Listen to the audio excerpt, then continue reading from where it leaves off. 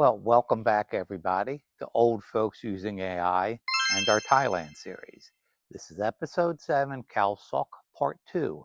And if Part 1 had puffer fish and river swims, jungle trekking, well, Part 2 somehow topped it. This was our deep dive into the lake and the caves and the rainforest and one very, very unexpected howler monkey. Day 3 in Khao Sok was a big one. By the way, if you pronounce it Khao Sok, nobody will know where you're talking about. You have to say Khao Sok. Super important in the Thai language to put the accent on the right syllable. Anyway, back to our story. It was an all-day lake tour that started before 9 a.m. and didn't bring us home until almost sunset.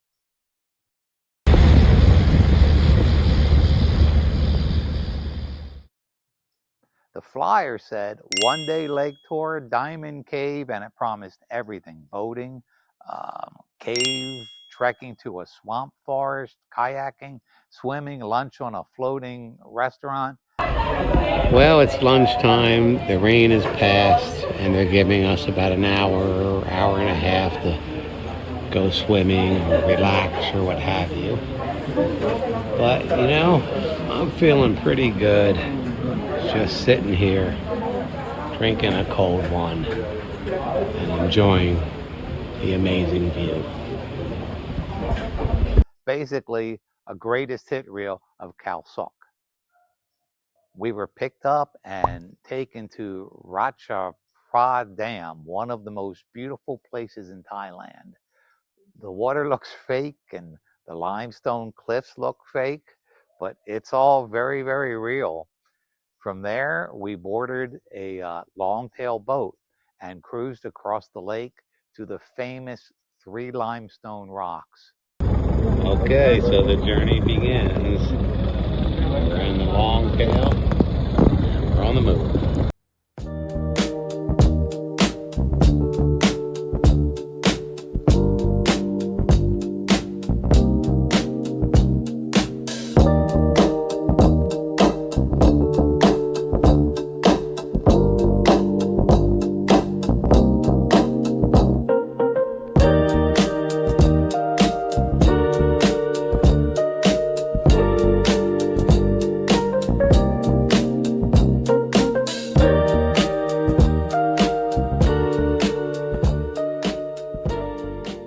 I'm going to tell you, that alone would have been enough for the day.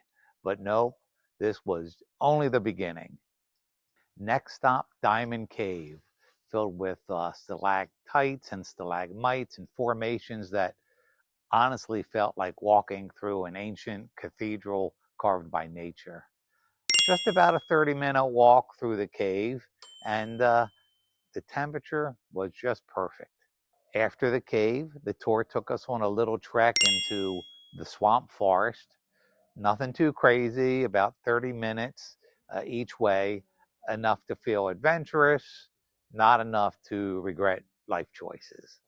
We eventually made it to the floating restaurant where we had a huge lunch and then spent, I don't know, an hour, a little bit more swimming, kayaking, and relaxing on the water.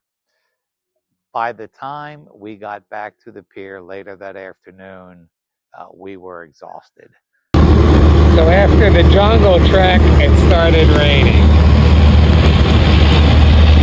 But we're awesome and we don't care. But it was one of the best days of the entire trip. Now, day 4 was supposed to be a casual little hike. Nothing planned, just a morning stroll. Instead, it became a 6-mile climb up a small mountain. As we climbed, we started noticing tropical fruit everywhere. Papaya trees, banana plants, coconut palms, passion fruit vines, long beans, mangoes, jackfruit, huge jackfruit. At one point, we walked into a grove of trees and we didn't know what it was. So I took a picture, uploaded it to ChatGPT. Turns out, rubber plantation. I had no idea how rubber was harvested until that moment. AI for the win. Sure makes life easier and answers all my questions. The hike kept getting steeper and hotter, and by the time we reached the top, we were both pretty drenched. But there, out of nowhere, was this tiny little spot called Treetop Resort. Definitely a backpacker place. Very remote, very rustic, but they had iced coffee. And let me tell you, that was some of the best iced coffee of the entire trip. Okay, to give you a better feel of where we stopped for coffee after we walked up the hill, it's called the Treetop Resort. Definitely for younger people. See the accommodations? Yeah. I mean, it's a cool, really cool little place.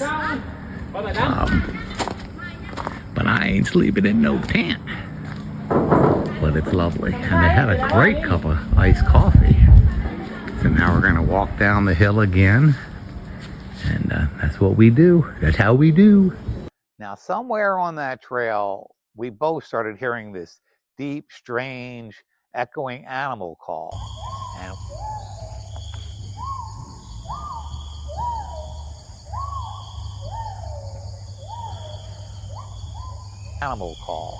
And we couldn't see anything. So I recorded it, uploaded it, and voila, AI identified it as a howler monkey and told me everything I needed to know about howler monkeys. I just didn't expect a quiet morning hike to include an unplanned wildlife documentary, but that's how things go in Khao Sok.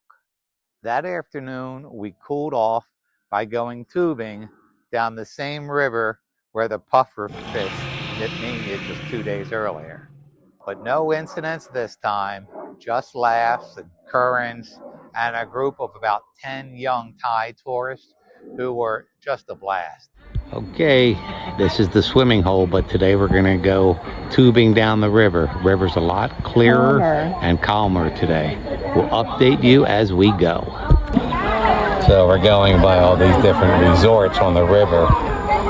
And this is a pretty cool one here.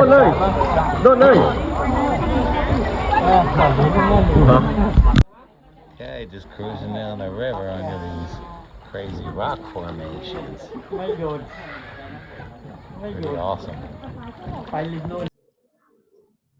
We were absolutely the oldest people in the group, but they made us feel like part of the crew. The next morning, we packed up, called a grab, and made the 2-hour drive to Phuket to start the next chapter of our trip. Khao Sok gave us some of the best days of the entire journey. Caves, lakes, hikes, wildlife, tubing, and an iced tea that tasted like pure salvation. So if you've been enjoying this Thailand series, hit subscribe so you don't miss the Phuket episodes. And if you're thinking of doing Khao Sok, do it. This place is unbelievable. We'll see you in episode